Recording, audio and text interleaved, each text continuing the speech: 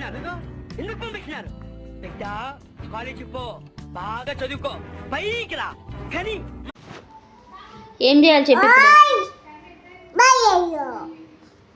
ఏం చేయాలి చెప్పు కొట్టాలా నేను ఏం చెప్పినా నీకేం చెప్పినా ఏంద్రా నువ్వు ఏంటి వద్దు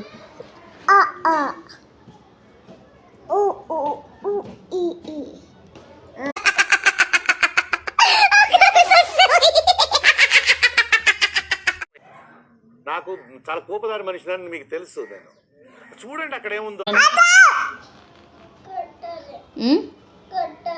కొట్టాలా నిన్ను కొట్టాలా చెప్పు